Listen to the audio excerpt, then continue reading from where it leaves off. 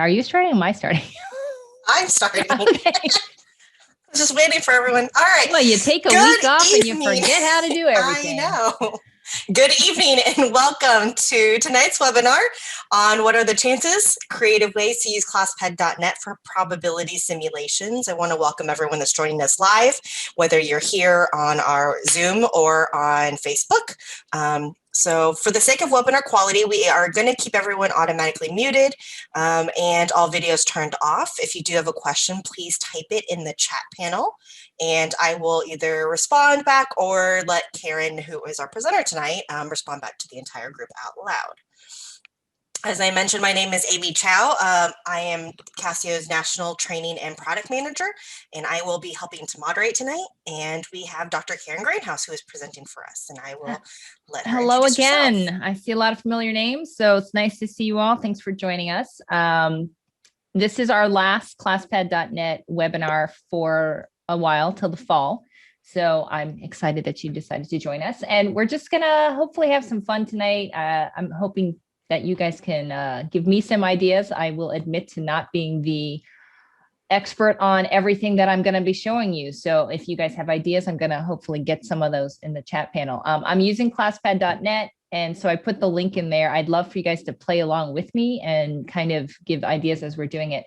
So the whole point of this is how could you use Classpad as a way to do simulations, especially in a remote environment. A lot of teachers are still teaching in remote or hybrid situations where they've got some kids on the computer, some kids not. And if they're trying to do probability experiments, which I used to always do in my classroom, it's hard if you have kids in different environments. You might have the kids in the classroom be able to do things with hands-on stuff, but what are you going to do with the kids that are, at home? So these are just some ideas that I came up with. If you have others, I'd love for you to share them. So I'm going to go in. If you want to play along, just hit start exploring and you can kind of play along with everything that I'm doing. Or if you have your account, sign in. I will share, there's at least one activity that's already created and I will share that with you as well. But I'm just going to open a blank paper here.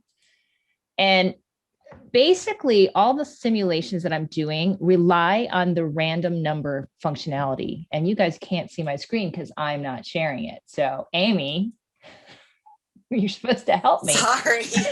I was waiting. I thought I was sharing. So there we go. Okay, can you see it now? Okay, yeah, there's my thing. So back to this, Classpad.net.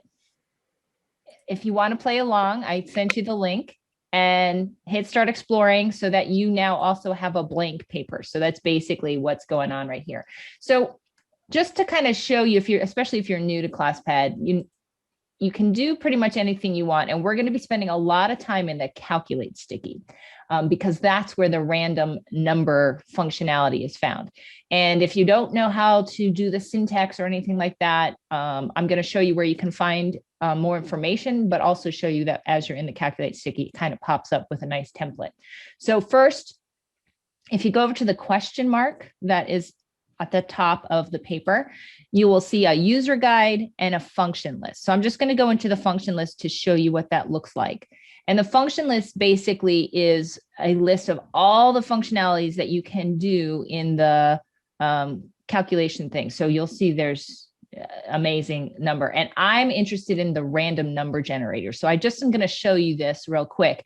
So when you click it, here are the different random number functions that you can do with Classpad. So it kind of describes each of them and talks about the syntax and what the syntax means. And we're going to be using a lot of the rand list today. And we're also going to use just the rand command. Now, there's one activity, if I have time, that I'm going to use the random normal, where you're using a mean and a standard deviation.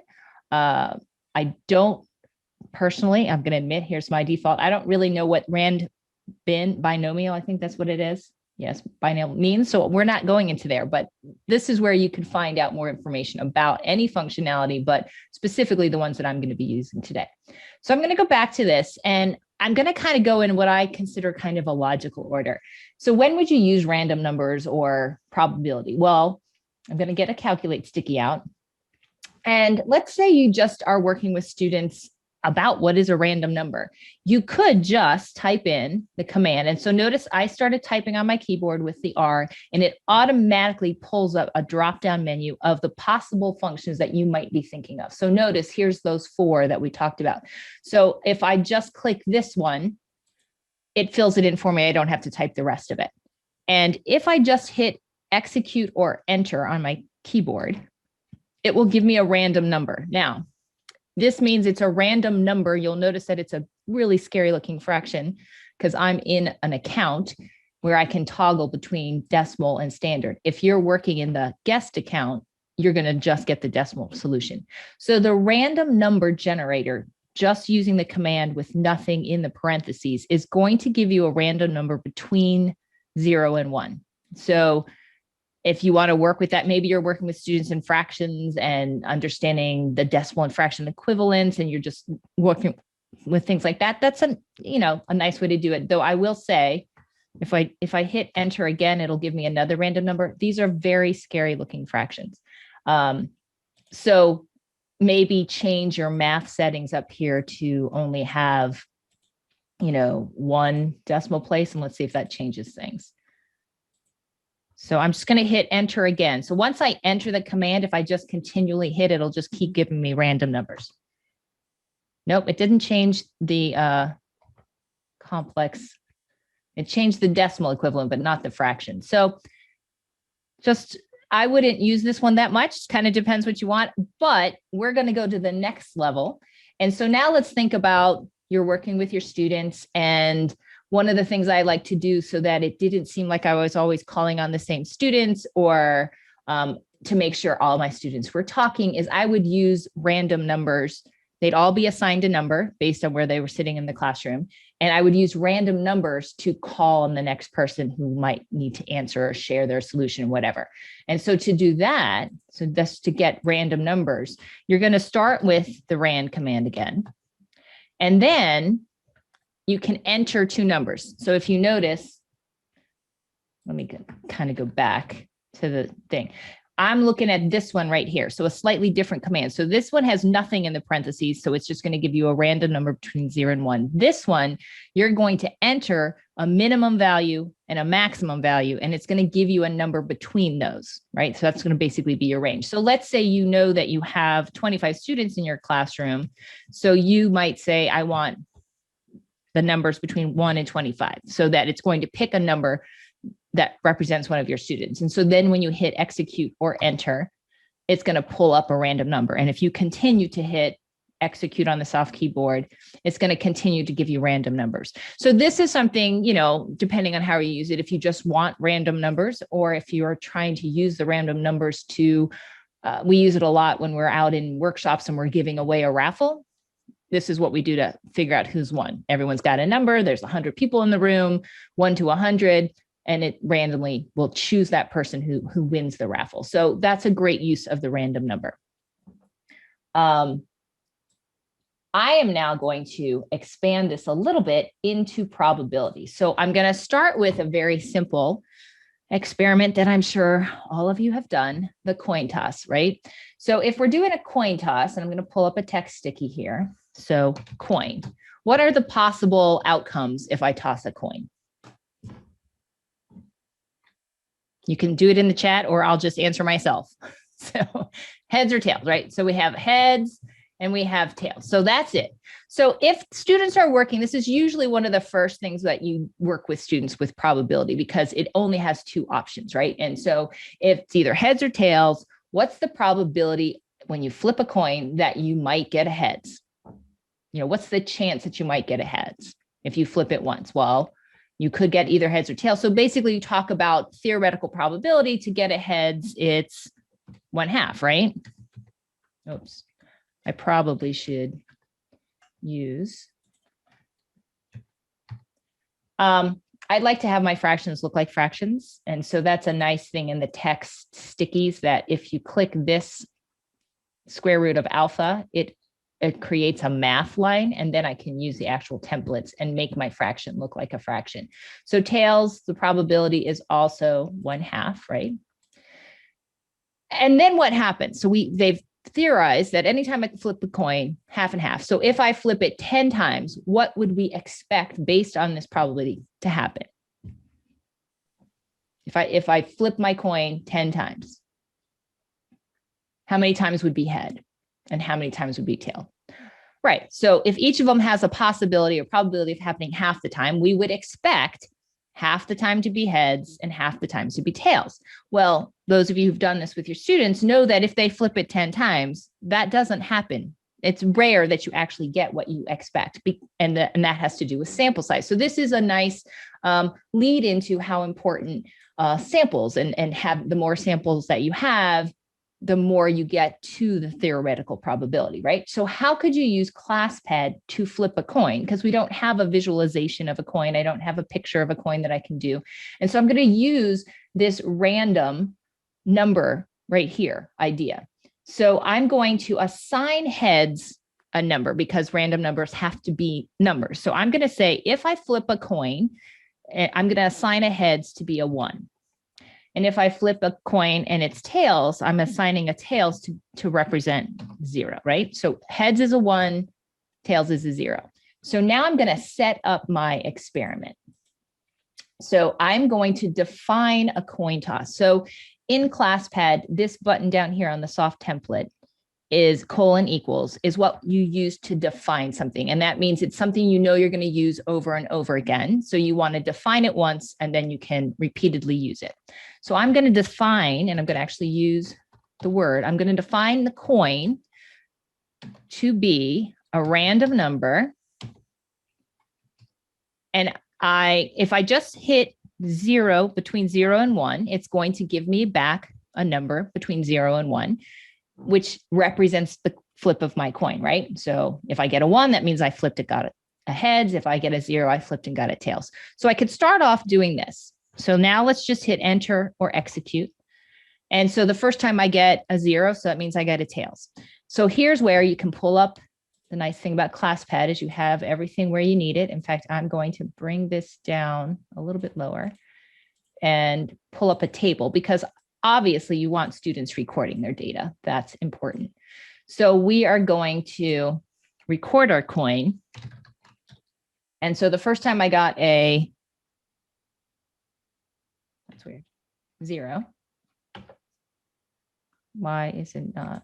Oh. I don't know why it's doing that. Oh, because I haven't made coin into a list, which you'll see in a minute. Right now, I'm just going to record it in the table. You'll see, you'll understand in a minute. I'm stepping ahead of myself. I don't want to put the label in yet. You'll see why in a minute. So I got a 0 the first time. So I could continue to do this, basically flipping my coin one at a time, which, if you had students in the hybrid at home, they could go get a coin, and students in your classroom, they could all have a coin. So they could all be actually doing it, recording their own, right? And so maybe you tell them to do it 10 times and we're going to do it. Let's just do it. So I have 0, 1, 1, 1. Let's do it one more so that it's an even number, because if it's an even number, our expectation, and of course it came out perfect. So that just doesn't help me prove my point at all. It's exactly 50-50. But the idea is of course, right? So let's see if I did it 4 more times. So obviously doing it, forget it. It's being too perfect. But when you do it with students, you usually don't get a perfect result. So let's say they've done it 10 times and some of them did get a perfect result and some of them didn't get a perfect result. So then you talk about, why is that? And so then let's increase it. And so what happens is you want the students to be tossing the coin more, and that gets exhausting after a while. Toss the coin, record. So is there a way to make that a more efficient method? So now what we're going to do, instead of using the random and then the max min value, we're going to use random list. And so random list takes, and I'm going to actually delete that. Random list. So watch again. So that's this 4th one down here. And if you look at the syntax of it, it says n. So n represents how many times do you want to do what you're doing. Take your random sample. So if I'm tossing my coin, I want to do more than 10. So let's say I want to do 50. So the N represents how many times you're going to toss that coin. And then this AB goes back to this min and max value, right? So what are your possible random numbers? What's your range of random numbers? So to do this, you want to make sure it says list, because what it's going to do is create a list of however many values or tosses in this case that you are going to get, and it's going to just list them out in the order. So we're going to do a list, and let's do it 20 times. So 20, it represents the N, the number of times you want the list to the number of terms you want in the list. And then now we're going to do our range. So we still want 0 to 1.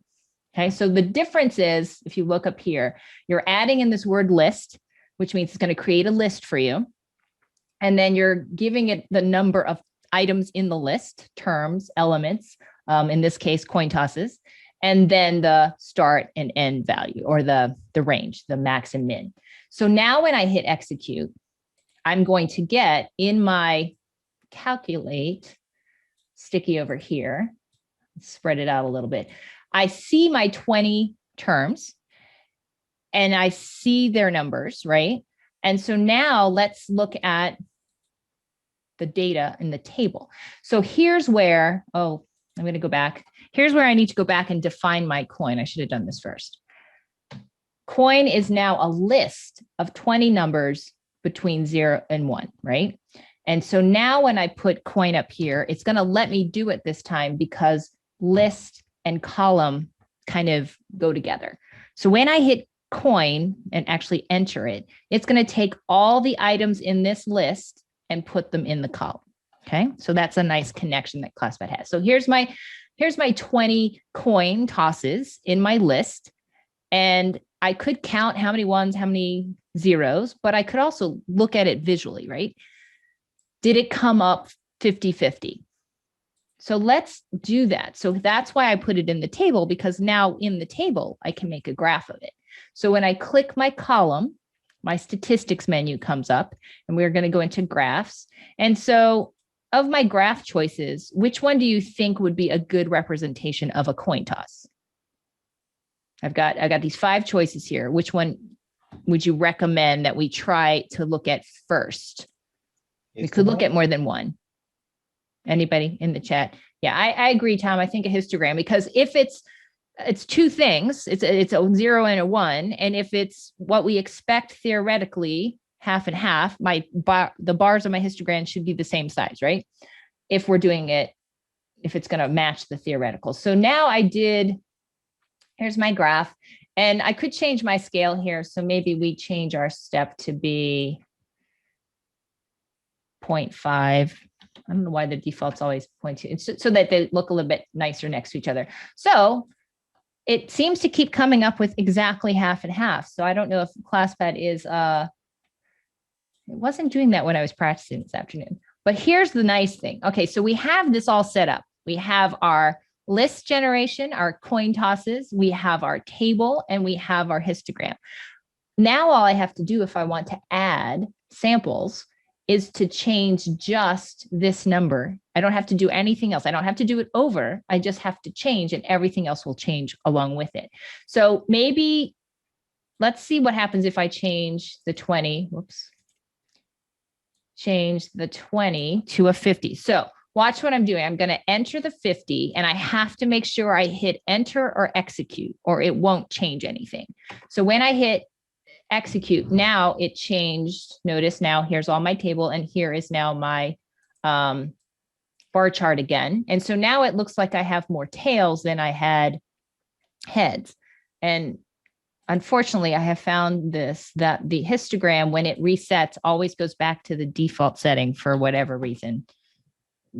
But so now it looks like it's not theoretical anymore. So I could keep changing that. I will tell you that the limit of terms, unfortunately, right now is 100. So you can't go past 100 tries or 100 samples at this point. But I could change it. Well, maybe I want to change it to 75 first and see if that changes it. And so then maybe I'm going to stop changing my histogram and just let's look at the bar graph this way. So the idea is the more samples, the more, in theory, you get close to the theoretical probability. Usually if you have the fewer samples you have, the less likely you are to get the theoretical probability, but the more samples you have, the more likely you are to kind of match the theoretical. That's sort of where you're going with this, right? So that's just a coin toss. So 2 choices, 0 and a 1, heads and a tails. So before I move on to the next one, we're basically going to be working this. I'm just show you different ways to look at things. Is there any questions? Because I'm going to move on to dice. Karen, I don't see any questions, but just a reminder to everyone, if you do have a question, feel free to type it in the chat panel and I'll either stop Karen or I can answer them myself as well. All right. So hopefully now you're kind of getting the idea of where I'm going here. I'm going to go into dice this time. So again, that's like the next thing that most people do is at first they do coins and then they do dice. And is the game fair if you roll this, if you have, fair dice, those kinds of things. So what's the probability if you have one die of rolling any number? If it's a 6-sided dice, what's the probability of getting any number on a 6-sided dice? 1/6, right? So that makes sense because you have 6 choices. If it's a fair dice, that means you have 1/6 of a chance of getting any of the numbers. So then what happens if you have a second dice? Actually, I'm going to call them dice 1 and dice 2.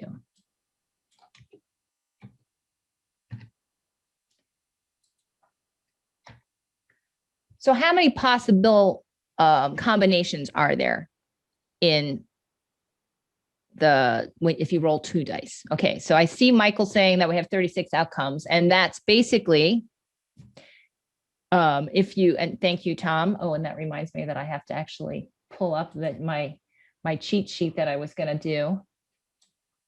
I shouldn't say cheat sheet. That's not what I meant. But I have something saved to copy and paste so that I didn't have to create it again. But yes, so dice 2 also, every number on dice 2 has 1/6 of a chance of happening, right? So if together the outcomes are 1/6 times 1/6, when you roll 2 dice, you have 36 possible outcomes. So each outcome has 1/36 of a chance of happening. However, as I believe Tom is saying, there are 11 sums. And so this is something you would do with students. So what's the chance if I'm going to combine the sum of the dice? So like if I get a 1 and a 1, how many times can that happen? If I get a 2 and a 2, how many times? If I get a 1 and a 2 or a 2 and a 1, how many times does that happen? And so that's a really nice exercise for students to kind of go through, list all the possible combinations of rolling 2 dice. And I've cheated and found a nice little thing that had it already done for me. And I love it in this way. It's very organized, which also makes me happy. But so here's all the possible combinations, with the first dice being the first number in the pair and the number on the second dice is the second number. So you basically doing it very organized. What are all the possibilities if the first dice is 1? So you get a 1, 1, 1, 2, 1, 3. And so you basically do that all the way down. But what I like is the sums appear in the diagonals. So there's only one way to get a 1, 1. One possible way. So if there's only one way out of these 36 possibilities, what's the probability of getting a 1, 1? 1/36, right? Well, how many ways can you get a 2 and a 1? Well, you can get it 2, 1, or 1, 2, right? So there are, and again, I'm looking at the diagonals, there's 2 possible ways to get that combination, which is a sum of 3. So there's 2 out of 36 that are going to have a 2 and a 1. That means their probability is 1/18th, right? So each time, if you notice, and I love this is why I like the students to do it this way too, there's 3 possible ways to get a 4. There's 4 possible ways to get a 5. There's 6, I think. I'm getting lost in my diagonals. So which number, if you've done this before, which number in theory has the most possible chances of occurring? a 7, which is why I don't play craps, because 7 can happen a lot more. Well, what is the chance of getting a 7? So if we look, there's 1, 2, 3, 4, 5, 6. There's 6 possible ways to get a 7.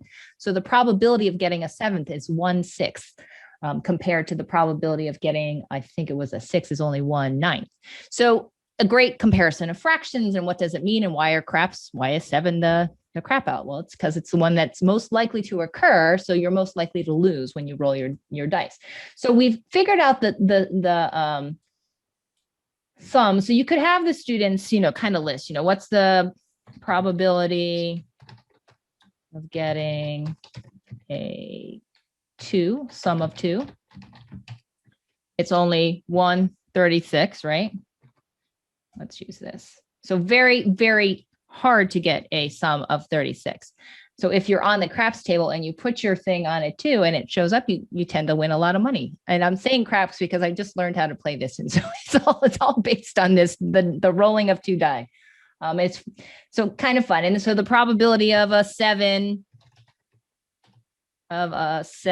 is, what did we say? 1/6.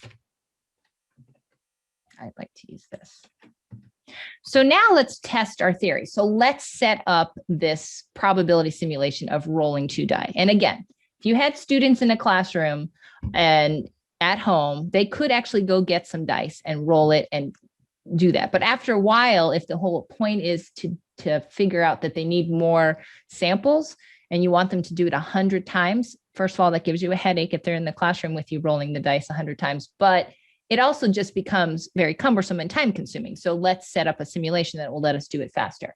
So we're going to do the same thing. We're going to get a calculator and we're going to define the dice, each dice as something separate, right? So dice 1. And so define down here, I'm going to use this colon equals, and I want it to go into a list, right? Because I want to use a table. So I want that random list command again. And remember, the first number is how many times do you want to roll the dice, or, how many elements in your list. So let's just roll it 10 times first. And then what are my max and min? So I'm rolling dice. What's my max and min in this case? So those are the next 2 numbers in this list that I'm creating. Right. So my min is 1 and my max is 6. So all I've done is define what I want dice 1 to do. So I'm pretending I'm rolling dice 1. And now I'm going to do the same setup for dice 2. So it's going to look exactly the same. I do want them to have matching elements, meaning the same number of elements. So I'm going to make sure that that happens. And so now I could make my table. And now remember, because this is a list and a column is also considered a list, I can put the name of the list at the top that I've already defined, and it will fill in that list for me, which is really nice. One thing to keep in mind when you're doing this is that you're exactly matching how you type it. So if you capitalize something, make sure it's capitalized when you do it again.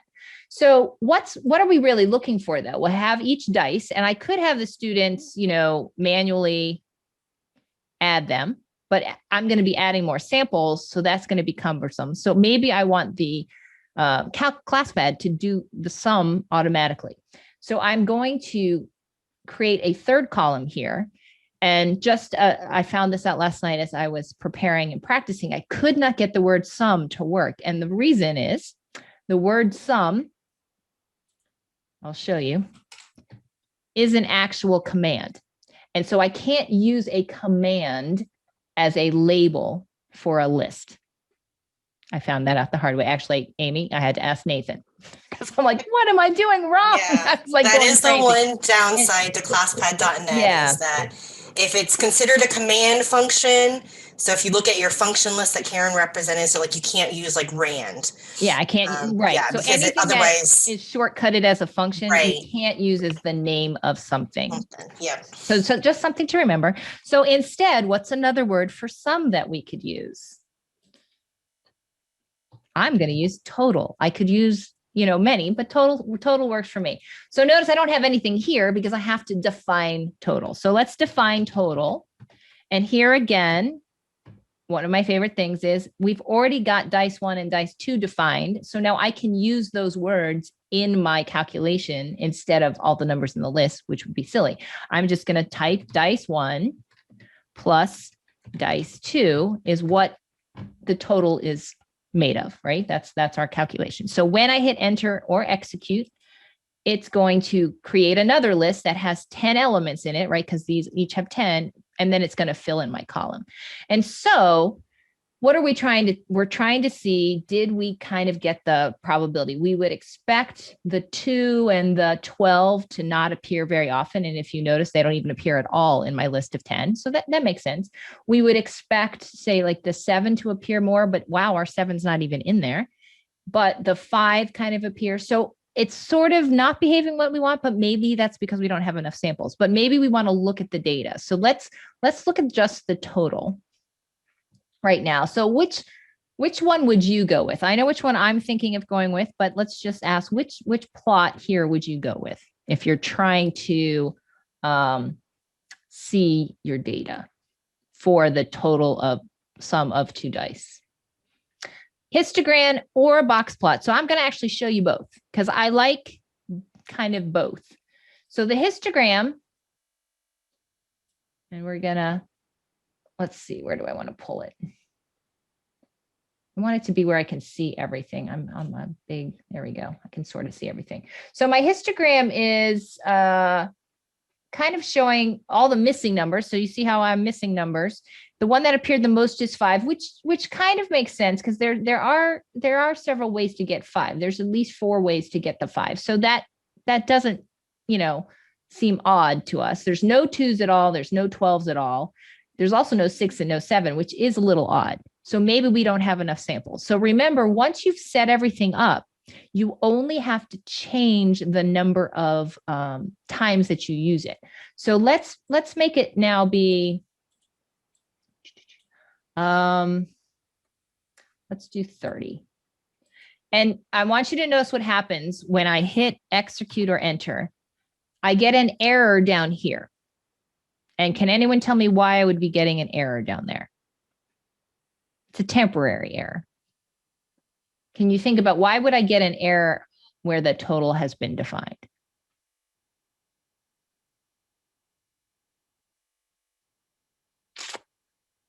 If you think about it, it's trying to add right now, because I only changed dice 1. I made 30 possible things, but I still only have 10 in dice 2. And so the total, which is trying to add the corresponding elements, is confused because there's not enough corresponding elements in dice 2. So exactly, Michael, dice 2 is not defined. So don't worry if you get that error. It's going to change the minute you correct it and give the right number of terms for dice 2. So now we have dice 2. So here's my 25 rolls. I do see some 7s. So let's now look. And now this is behaving a little bit more like I would expect. I do have the most 7s. It's kind of like almost a bell kind of curve, right?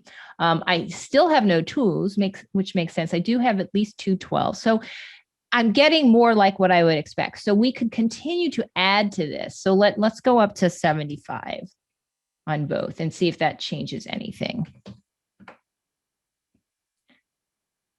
Did I? Uh-oh. Oh, I think I didn't hit enter. You have to remember to hit enter. It does matter. There we go. And so now this is even, I have more 2s than I expected, but I still am getting 7. So the more you do, it's just a really interesting way to compare it. And now I could actually also look at the box and whisker plot, which I like to look at. And it kind of also shows what you'd expect. These numbers are kind of more out on the not outliers, but like the whiskers, the ones that are least likely to occur. And the ones with the most options are definitely all kind of centered around this 7. And if you notice when you click this, the mean is 7, which we expect. And these 2 numbers here, which also have lots of options, are your quartiles. So it's a nice way to compare and kind of talk about the different representations and what kind of matches, which one would be the best representation for this data. So that's just dice. I'm looking at my time here. Any questions before I move on? I want to if you're kind of getting the idea here, you could continue to do stuff like this. So think about cards. Now, this is where I struggled and was thinking that maybe you guys might have some ideas. Because if you think about cards, you have 52 cards. So let's say you wanted to draw from a deck of 52. But the problem is you have repeats, right? You have really 13 numbers repeated 4 times in different suits. So how are you going to set up an experiment? And I couldn't really come up with a way to do it. I know that you could do, again, so I think I called it deck. I know you could set up random lists again, but then what's in your list? So, okay, so Michael's saying you could do suits is 1 to 4 and a value of 1 to 13. So are you saying with the list? All right, so let's see if we can do that. Sounds like to me you'd have to do 2 different columns in order to define like the number on the card and then define the suit. So I'm not going to solve that answer. I'm just throwing this out to you guys because I think it was kind of hard for me to think, because then do you have replacement or do you not have replacement? Like, do you put a card back? Because if you don't put the card back, then you technically, like if you take the 10 of hearts, you have 1 less 10 now. So you don't actually have 13 numbers for the next card, right? You don't have 13 choices. Very true. You would right. have... So I was struggling with this, but it would be a fun actually challenge for students. Like, what are some things you could do? Could you come up? But I like the what dice? Suits. But I like the suits as something and the value 1 to 13. So it would be a really interesting challenge. So I'm gonna leave that challenge to you guys. Lucky you. So I did want to kind of go into just some other fun things that I was exploring. And so this right here is an activity, and it's not really probability, but I wanted to show you some things that you could do with students. So let me share this with you. And I'll talk about what this is. And then I think I will go into the more complicated one I was going to show you. So this is just, I took an image. So basically, I'm just going to walk through what I have. This is a geometry sticky, and I did it in geometry so that I could add a point, which I'm going to hide right now with the hide show button. So basically, I had a grid on first for a reason. And I found a picture of a spinner, right? And so I uploaded, and if you've never uploaded a picture in Classpad, we have a bunch of webinars on that and how-tos, but it's here in the thing, I can upload an image. So I uploaded an image, and this is the image sticky that basically describes what I did. And when it first came on, it was centered. I'll show you how it was centered. It was centered. It automatically defaults when you upload an image at 0, 0. And I was looking at the spinner. I was like, well, that's not exactly right on the origin, is it? It's a little off. So that's why I changed. It looked like it needed to move down a little bit. So I just changed the center of that and moved it very slightly. And now to me, it looks a little bit more centered. So that's all that was. And then these things right here tend to be default at 0, but I wanted the spinner to spin.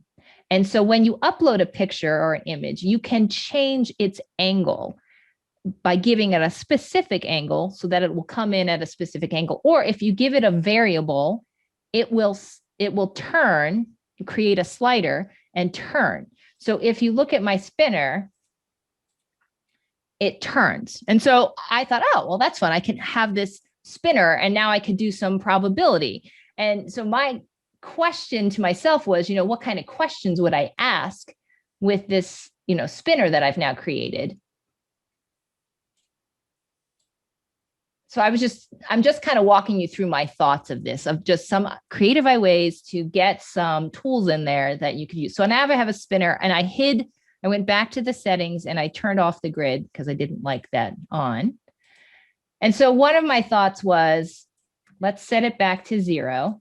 0 is its initial landing page. And you could, or you could put the grid back on. Or let's just put the axes on so we can see the quadrants.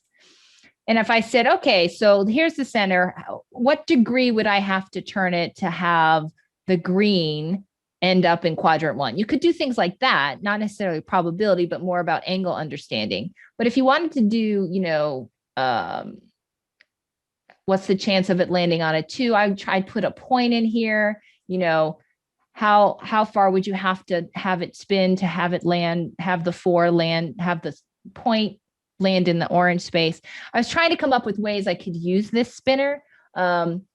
And again, I'm just throwing ideas out there. I don't have answers for these questions. I just was showing you some things that I was thinking of, ways to use tools in Classpad to help me create some simulations. So this is a simulation of a spinner. What's the chances of landing on things?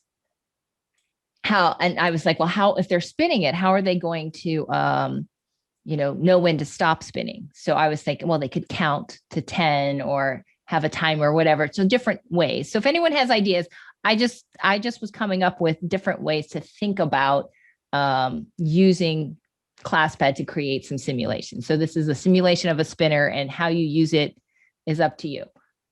You have it. You can now play with it if you open your account. And I'm going to end with something that I want to show you. It is a little complicated, but I want to show you some other things that I used to do in class that I was thinking of ways I could use Classpad to do it if I had to. So I'm just quick show of hands, either in the participant thing. So how many of you have, when you're talking about sample size and how important sample size is and using sample size to, make estimates, how many of you did the idea that there's fish in a pond, you've tagged some of them, or there's bears in the woods and you've tagged some of them, and then you capture them and you're trying to estimate the population, right? From your samples that you catch, right? So you record the tagged versus the total caught, and you use that to then come up with an estimate for your thing. How many of you can use your little show hands or in the chat? So yes. So for me, and if you want, show me, obviously you don't have fish in a classroom. So I used to do a couple different things. I used to get Starburst, because Candy's always a lovely motivator. I used to get a bags of Starburst, and they had to pull out, like, say 10, and they'd take a marker and mark on, and I used Starburst because they were covered, so they could actually write on it, but still eat it at the end. So, put a Sharpie on 10 of them and tag them, and then throw them back in the bag. And, each group had a bag of Starburst, and they would shake the bag and they'd sample and try to estimate how many Starbursts were in the bag or how many fish were in the bag. And I know that you can do it. If any of you have ever used the Discovering Algebra book, I think it is, they have the same experiment, and they use beans. So white beans, and you color some of them a different color, or you throw some kidneys in there, whatever it is, and something to represent tagging. And so Tom's saying, oh, that's nice, goldfish with a dot of food coloring. I always was hesitant about, because the kids like to eat, but then they're in and out with the goldfish, so they get their little hands all over. So I was like, I don't want them eating that after. That's why I always went with the Starburst. But yeah, there's lots of ways to do it. So, and I got this actually simulation because I did it for the Discovering Algebra book that has Classpad embedded in it. So I was trying to come up with a way we could do it. So I'm going to do a new paper here. And so basically what you need, it's still going to be using random numbers, right? So first, we're going to get an image up here, and I am going to actually use the graph this time, because I am going to control my random simulated catch, tag and catch by sliders. And so I'm going to create my sliders first. So those of you who have worked with sliders, all I need is a function to equal a variable, and that just creates a slider for me. So anytime you have something equal to a variable, it creates a slider. So I'm just going to make two functions. So let's make x equal, because I need a horizontal shift and I need a vertical shift. So I'm going to have one function be x equals a, and I'm going to have the other function. So notice there's my variable. That's all there is to creating a slider. And I am going to have it step by 1, because I don't want decimal movement. And then I'm going to create a second function, and this one's going to be y equals. Now, I don't actually want these functions. I don't want to use them. I'm going to have an image of fish or whatever it is that I've chosen. So I want to not see these functions, but I still want the sliders. And so a way around that is if you have a function and you click on the color, you'll notice that you have a choice here that you can hide. So I'm going to hide it. So it's still there. I just don't see the actual function, but notice I still have my A and B. So I'm hiding both of them. And another trick that I do is if I don't actually want to see that anymore, I just stick it under the picture. So in theory, it's gone. Not really, but it's gone. So now I'm going to get my image. So I am going to use fish in a pond, and I'm going to use gummy fish. So I'm going to go get my fish. And I think, yep, is that the ones? Let's use this one. So I'm going to click it. And I'm going to say, yes, put that in my picture. Now it's kind of small. And so here's where you can play around with the settings of the image. So that's what this sticky is. This sticky is all about settings. So I'm fine with where the center is, but maybe I want the picture to be bigger. So let's just double everything. Oops. So I know that's not actually double. So that's good enough. I could also just zoom and make it cover everything. Good enough.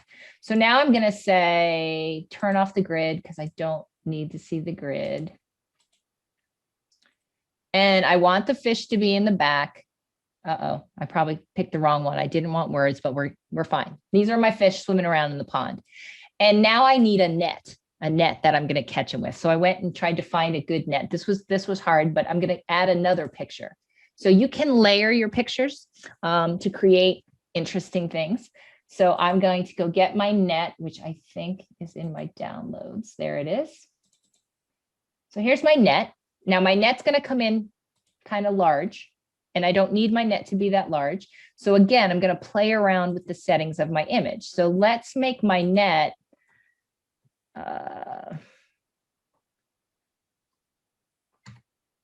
let's just see how this works. Oops.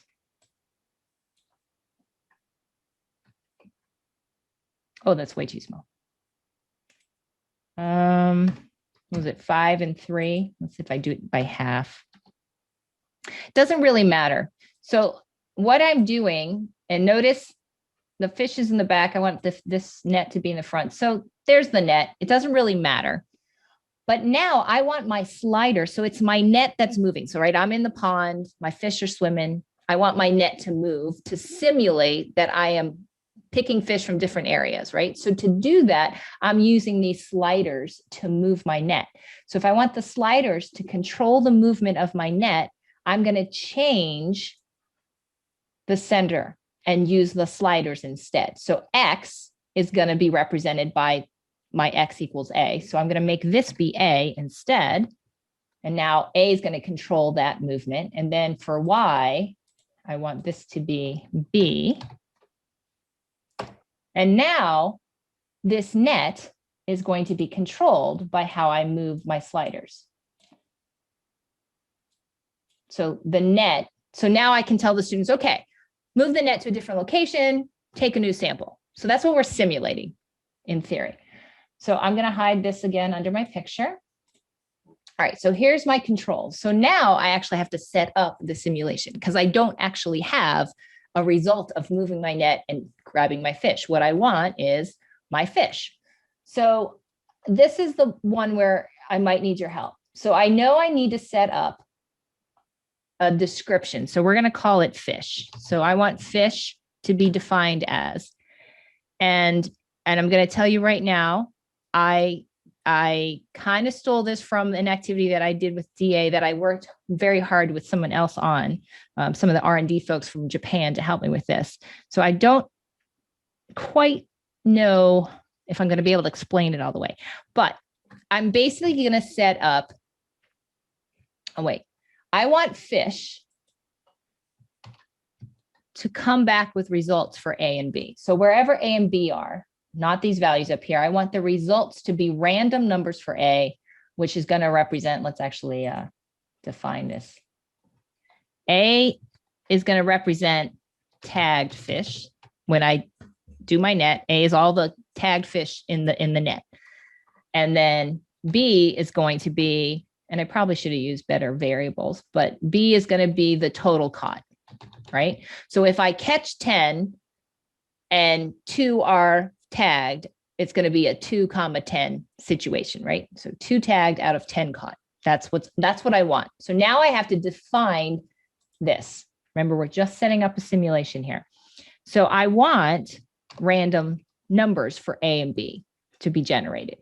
So I want them to be integers. So that's what this means. And I want them to be random.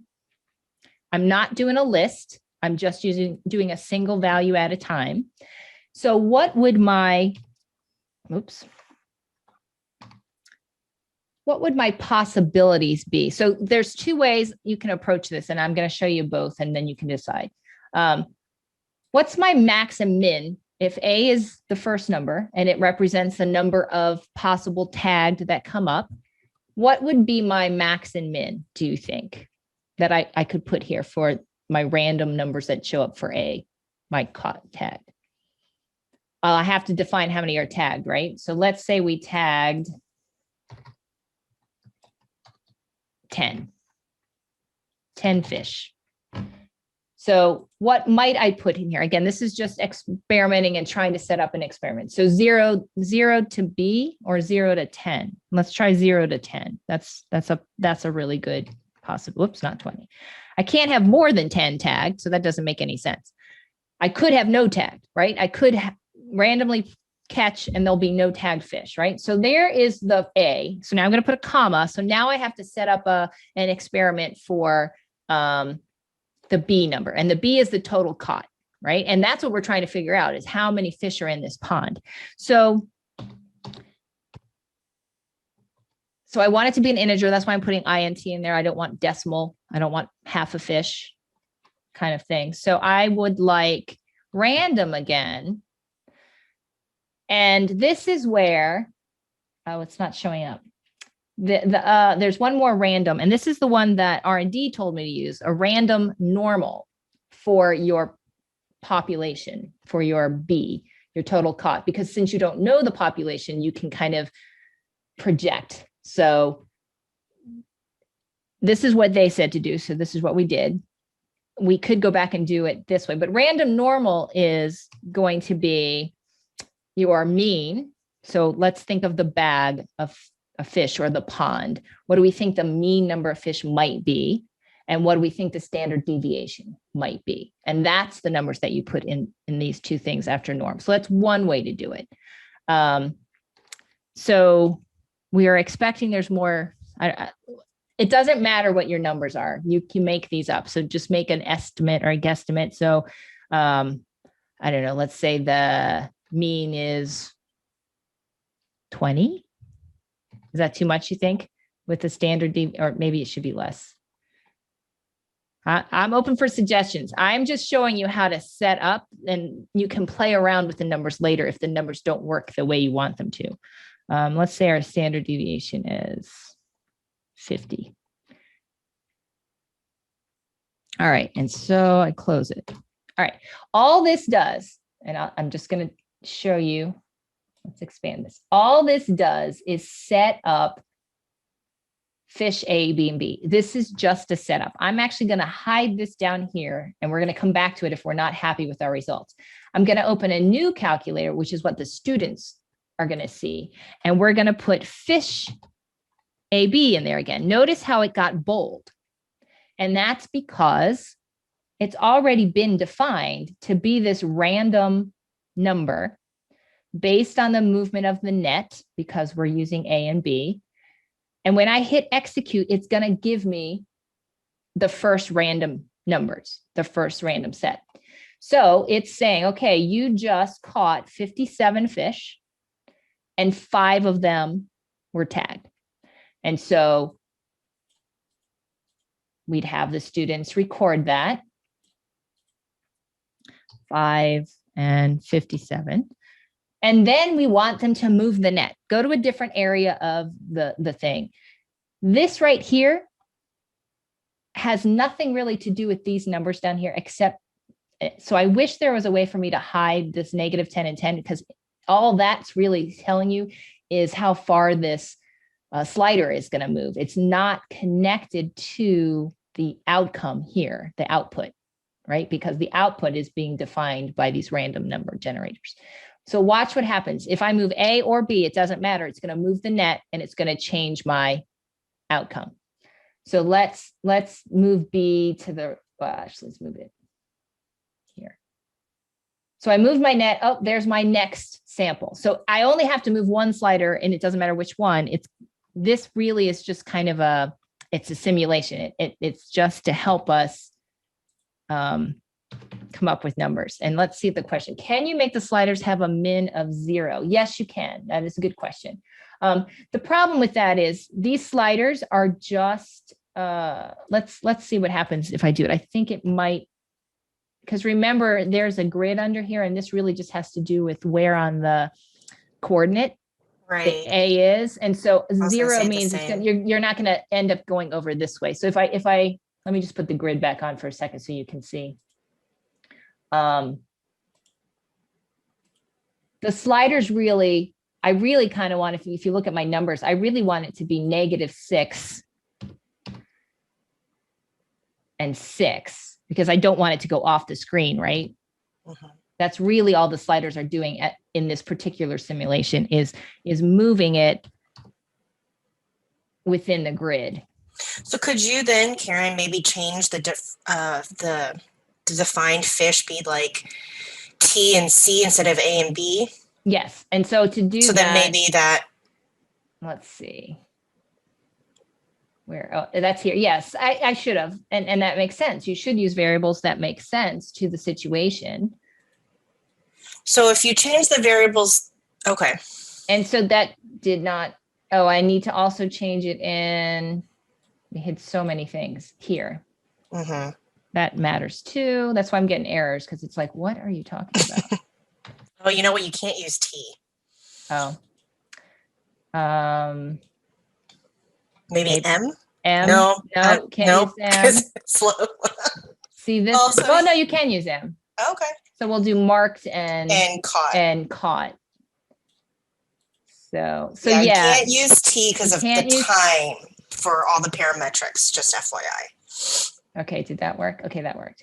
There we go. Now we're hiding everything again. Oh, but now I have to change this. Right, so that's what I'm saying. Like if you left A and B for the graph, can you use T? No, well, do all those variables have all to of these are connected, because if well, actually, that's not true.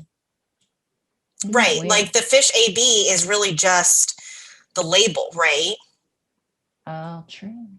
I thought it was controlled by the slider. Obviously, it's not. So we don't even. So the sliders are, again, just to make you feel like you're actually moving the net. Right. It's just a simulation to make you feel happy.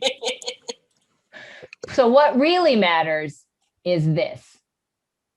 Is the yeah. Though I kind of want it to be M and sorry. No, that's fine. Like I get that. Yeah. Yeah, I kind of want it to be M and